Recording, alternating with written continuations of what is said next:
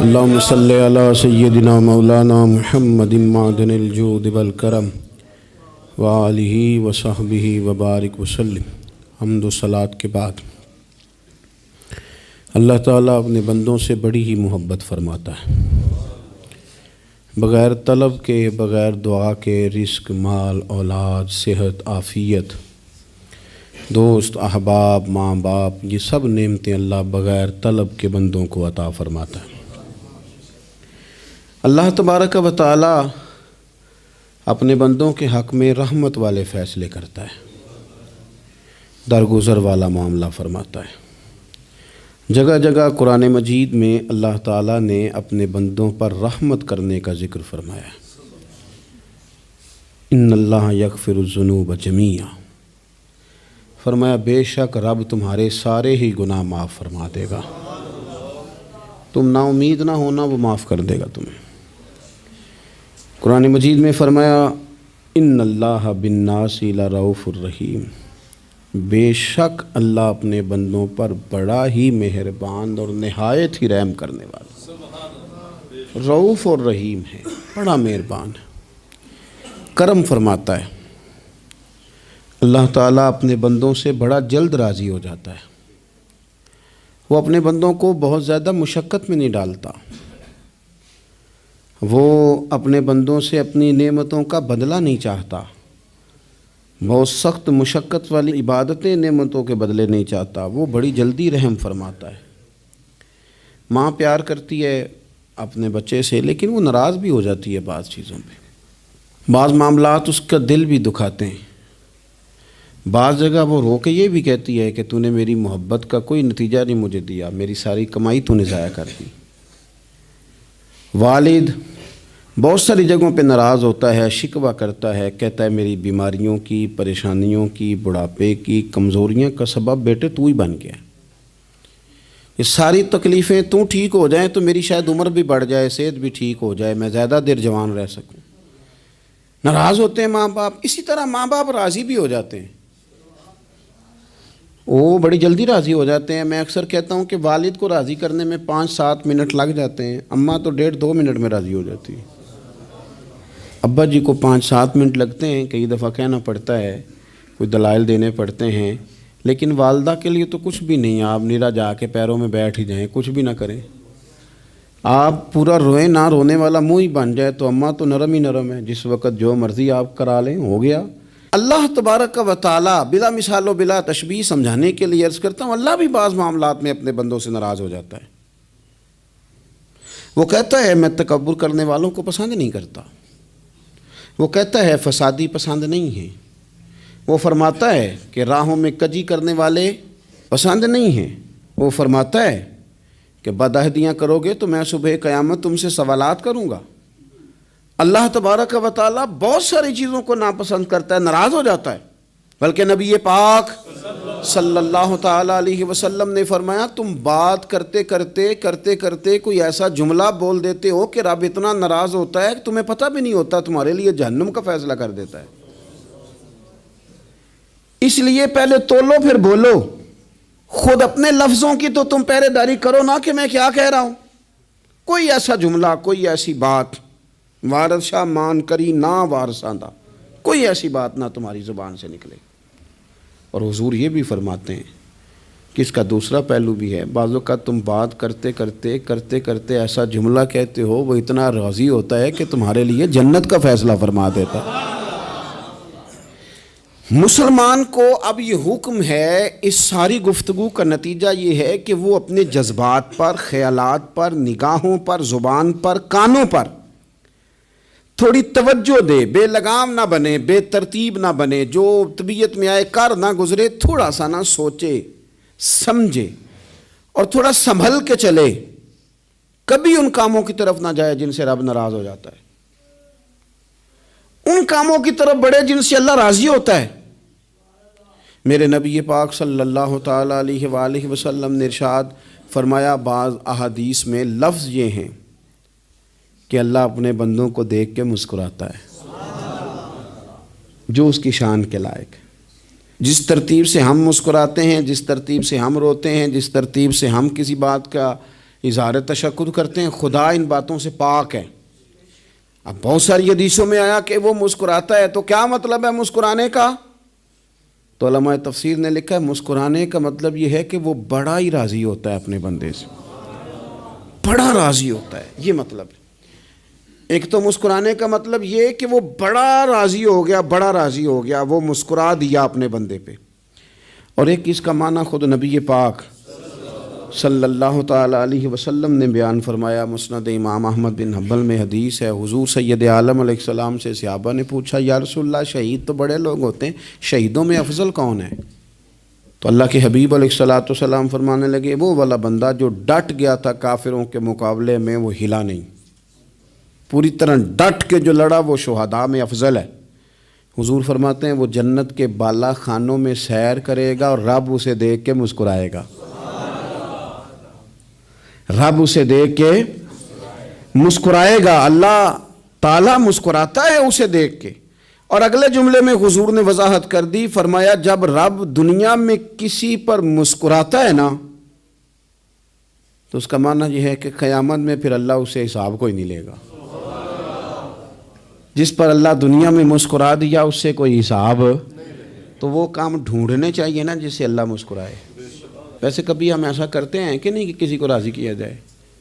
یہ کام ہم کرتے ہیں کہ ہماری کمپنی کا جو سربراہ ہے وہ ہم سے راضی رہے، جس ادارے میں ہم پڑھاتے ہیں اس ادارے کا بڑا ہم سے راضی رہے، یہ کرتے ہیں ہم۔ اس کے لیے کچھ نہ کچھ ہیلے بہانے ہم کرتے ہیں، برادری، قبیلہ، علاقہ، بستی، لوگ کسی طریقے سے ہمارے ساتھ مطمئن رہیں، کرتے ہیں نا یہ سارے کام۔ اس میں تھوڑی مشکل بھی ہمیں آتی ہے لیکن کرتے ہیں، کیا کریں۔ گھر میں بھی کئی دفعہ ایسا ماحول بنانا پڑتا ہے۔ چلیں ایک اور میٹھی مثال دیتے ہیں، زیادہ سمجھ میں آئے گی۔ چھوٹا بچہ خوش رہے، آپ اس کے لیے محنت نہیں کرتے، وہ چھوٹا ہے اس کو خوش کرنا فرض ہے ابا پہ، لیکن وہ کہتا ہے کہ میں نے موٹر سائیکل لینا ہے، چھوٹا ہے چلا ہی نہیں پائے گا، تو ابا پھر اسے راضی کرتا ہے، کہتا ہے بیٹے چھوٹا سائیکل لے لے، چل میں تجھے اڑانے والا جہاز لے دیتا ہوں۔ مقصود کیا ہے کہ اس کو ناراض نہیں کرنا، یہ روئے نہ، اس کا دل نہ ٹوٹے۔ ہو یارو سنو نا میں کیا کہہ رہا ہوں، اگر چھوٹے بچے کے لیے وہ چیزیں ڈھونڈتے ہو، میرے ابا جی نا اپنے نواسے کے لیے کھلونا لے کے آئے تو بچہ بڑا ہی کھیلا، تو ابا جی کہنے لگے لو پیسے پورے ہو گئے میرے، بچے کو پسند بڑا ہے نا، پیسے پورے کر چھڑے نے، دیکھو نا جی کتنا اس کو راضی ہوا ہے۔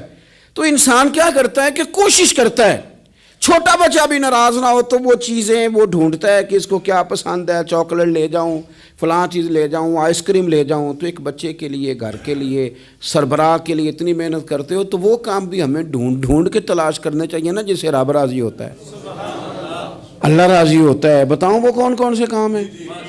نبی کریم صلی اللہ تعالیٰ علیہ وسلم نے ارشاد فرمایا 3 لوگ ہیں جنہیں دیکھ کے رب مسکراتا ہے۔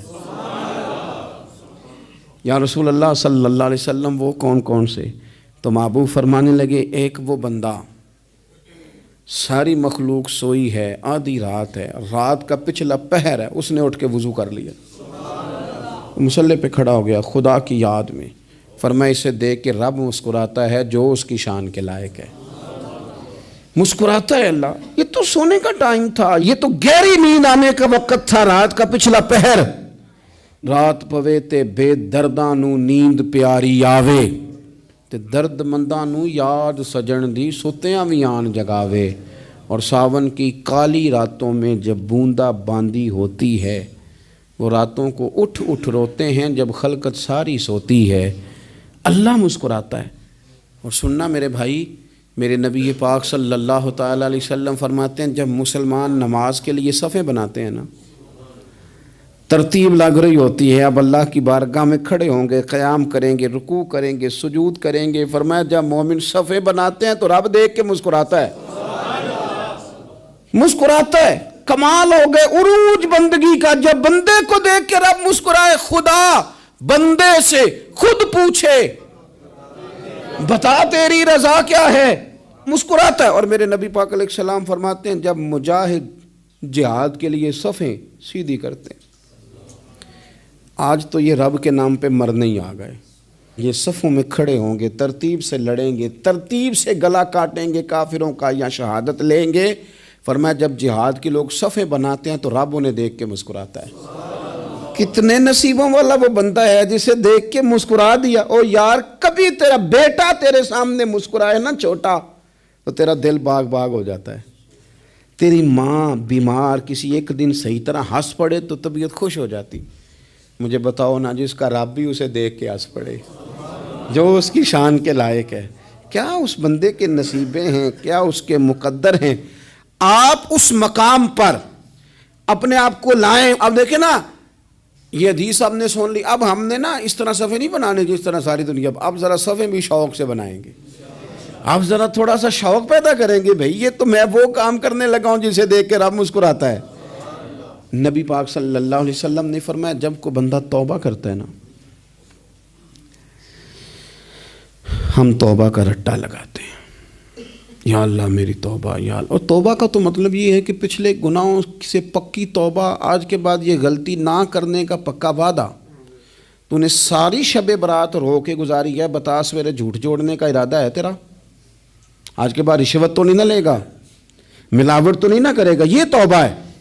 اور اگر سارے کام اسی طرح کرنے تو پھر یہ توبہ کا رٹا ہے، جتنا مرضی لگاؤ۔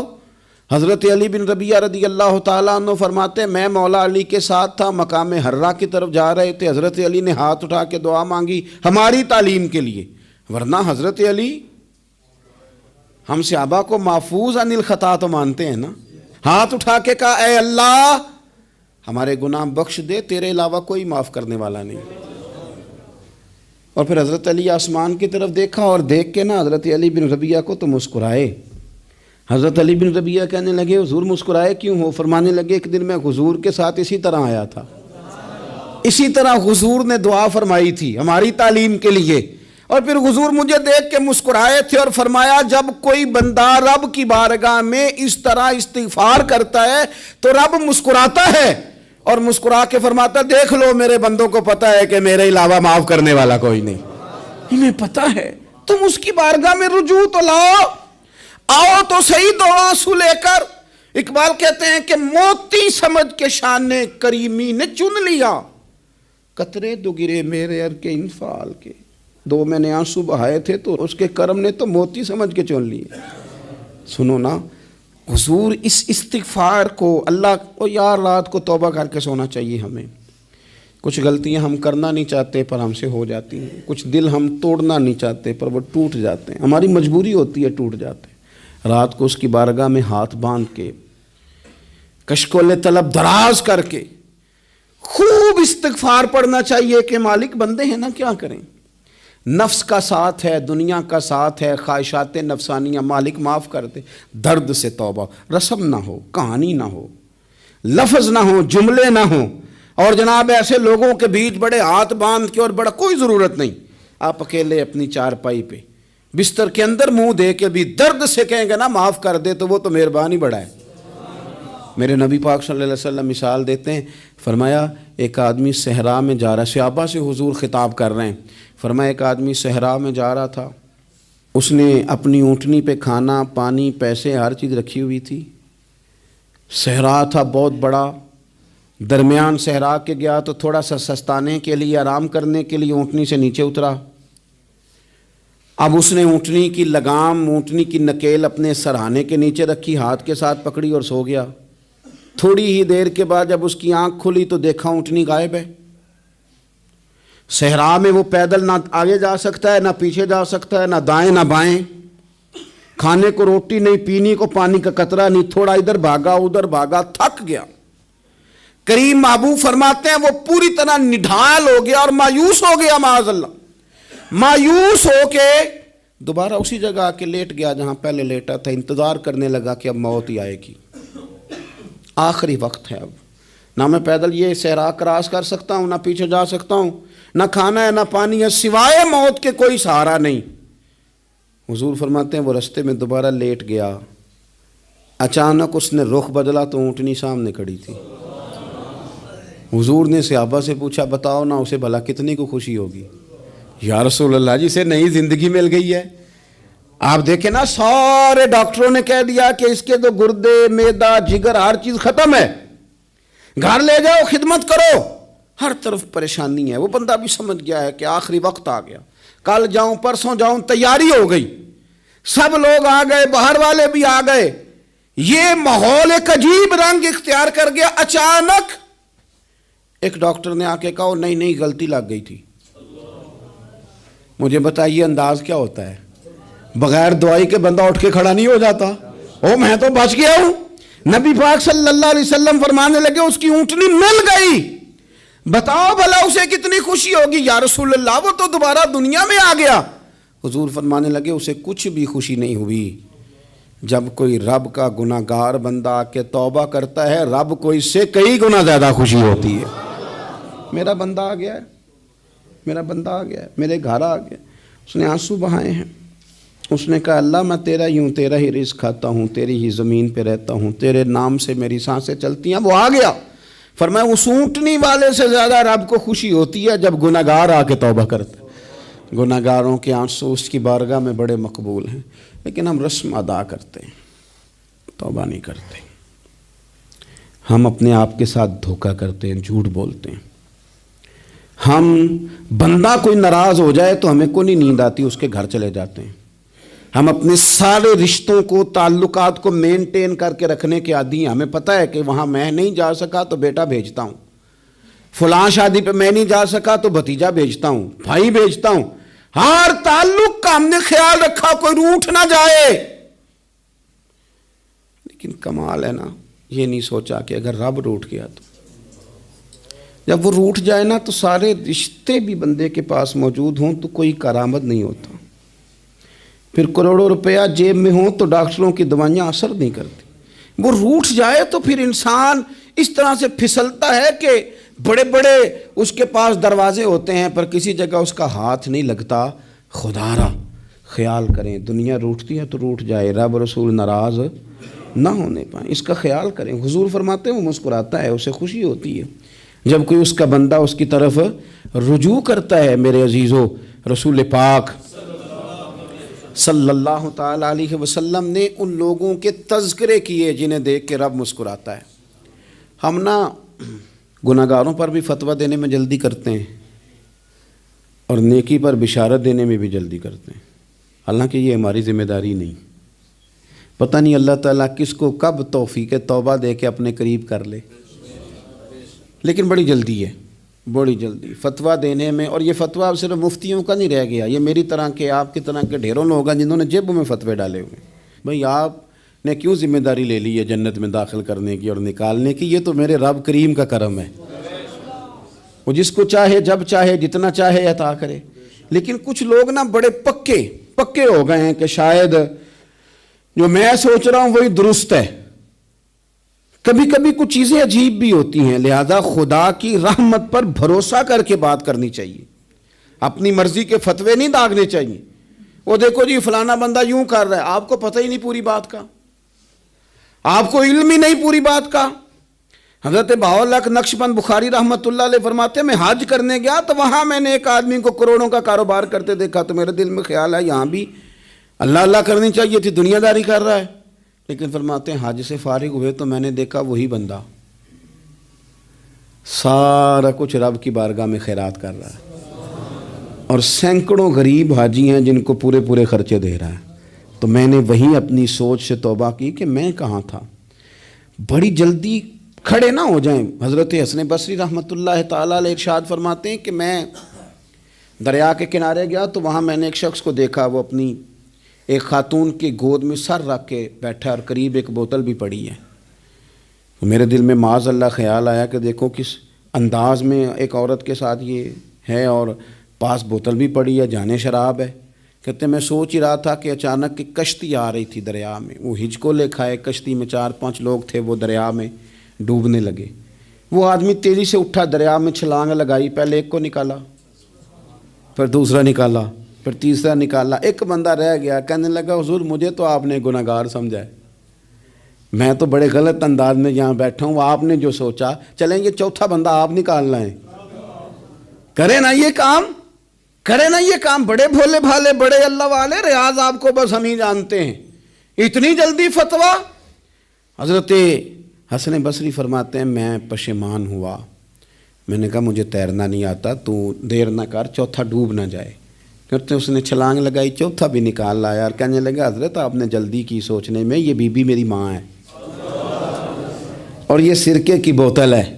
ہم ماں بیٹے کا یہ مشغلہ ہے کہ یہ وہ جگہ ہے جہاں آ کے لوگ مسافر اترتے ہیں، اور یہاں سے کسی کا گھر 100 میل ہے، کسی کا 200 میل ہے۔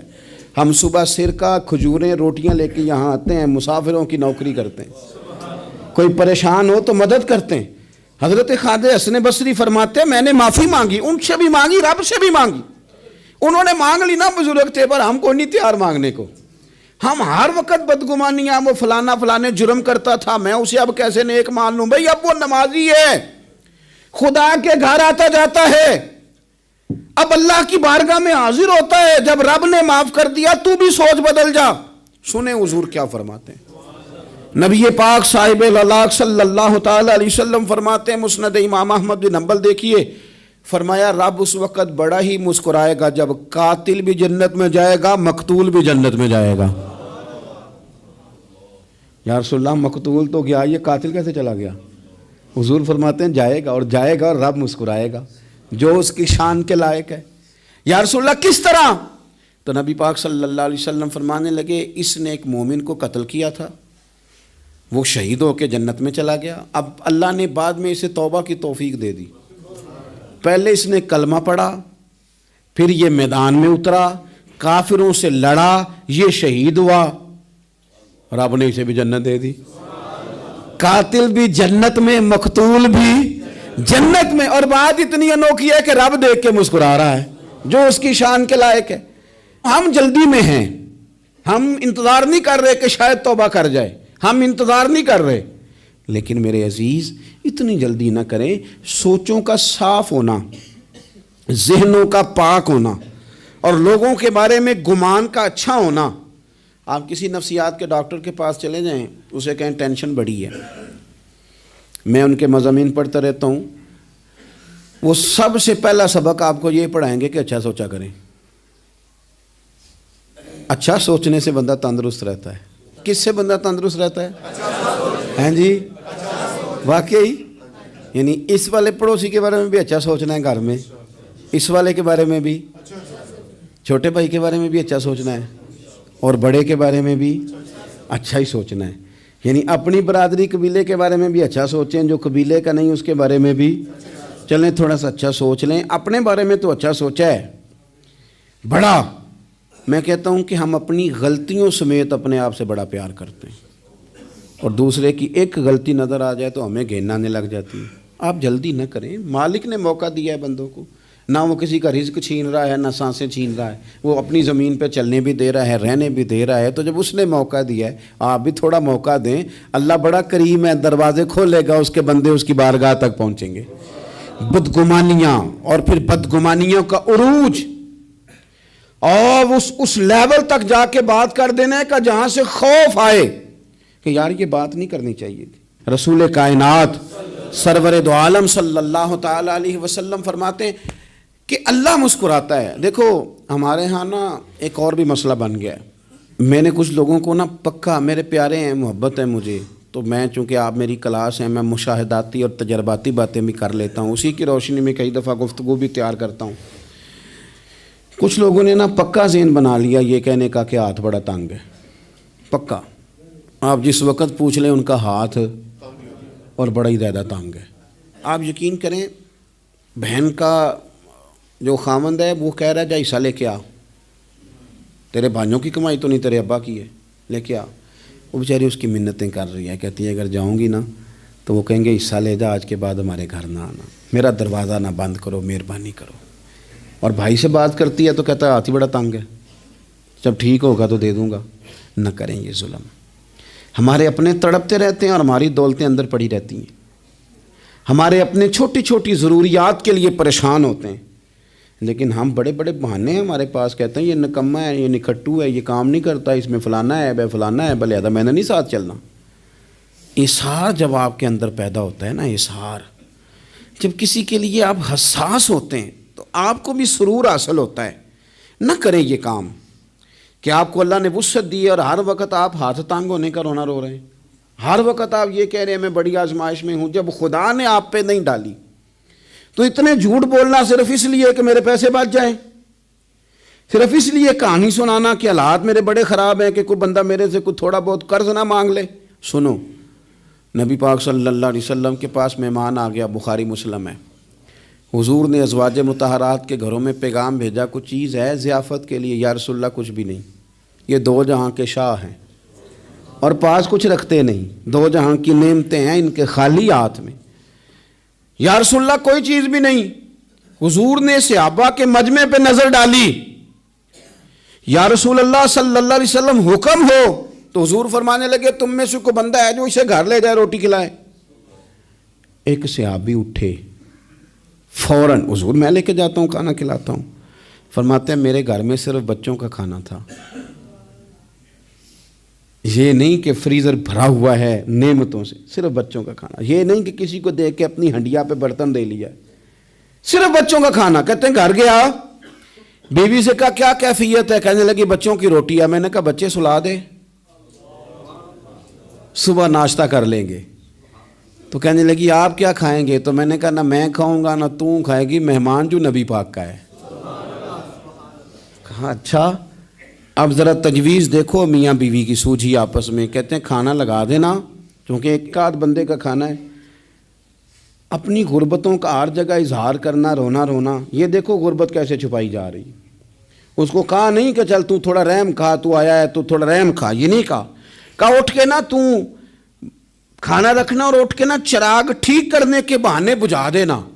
ہم دنیا والوں کے سامنے کیوں اپنے دکھ بیان کریں؟ ہم جو کہیں گے رب رسول کی بارگاہ میں کہیں گے۔ تو نا چراغ ٹھیک کرنے کے بہانے، اہلیہ اٹھی، کھانا دینے کے بعد چراغ ٹھیک کرنے کے بہانے بجھا دیا۔ خامد بھی ہاتھ چلاتے رہے، بیوی کبھی برتن رکھتی کبھی اٹھاتی، پتہ چلے کہ کھانا کھا رہے ہیں، کھانا کھایا جا رہا ہے۔ کہتے ہیں مہمان پیٹ بھر کے کھانا کھا گیا۔ یہ کام ہوا رات کے اندھیرے میں، اس وقت ہوا جب چراغ بھی بند تھا، اس وقت ہوا جب کوئی دیکھنے والا نہیں تھا، کسی پڑوسی کو بھی خبر نہیں تھی۔ فرماتے ہیں صبح کے اجالے میں اس مہمان کو لے کے مسجد نبوی میں نے قدم رکھا تو نبی کریم نے فرمایا رات جو تم نے کام کیا ہے نا، اسے دیکھ کے میرا رب بڑا مسکرایا ہے، اللہ بڑا مسکرایا ہے۔ اللہ تر دامنی پہ شیخ ہماری نہ جائیے، ہم دامن نہ چھوڑ دیں تو فرشتے وضو کریں۔ یہ شان ہے صحابہ کی۔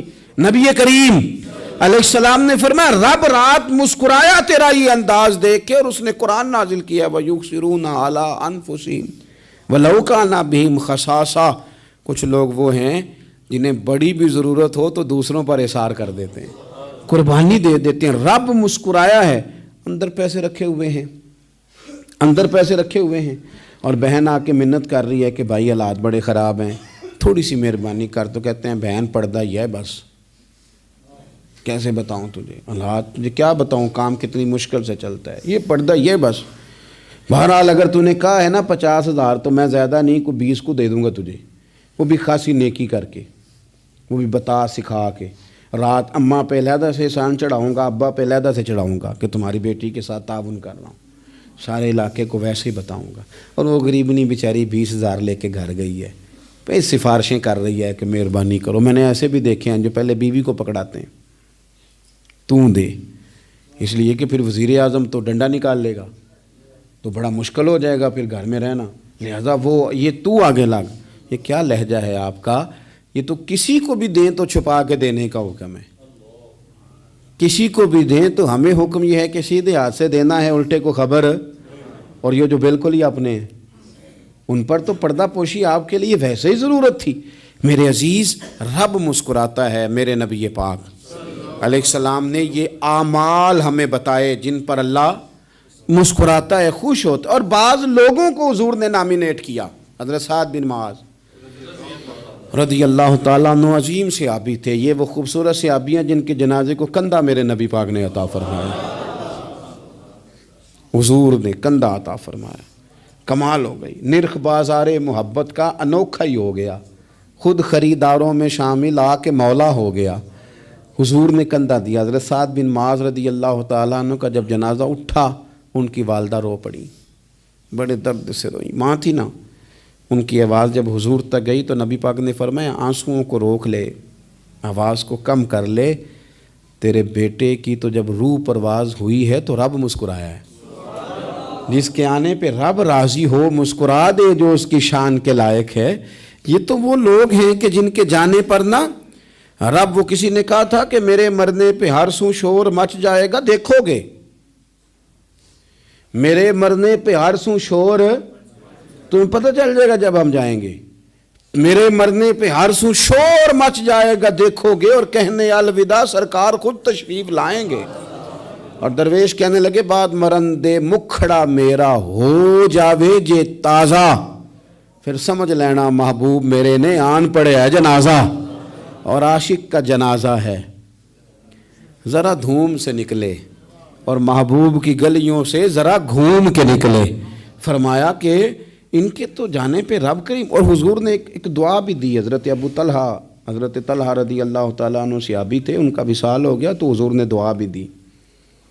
فرمایا یا اللہ جب میرا طلحہ آئے نا تو اس سے مسکرا کے بات کرنا، یہ تجھ سے مسکرا کے بات کرے جو تیری شان کے لائق ہے۔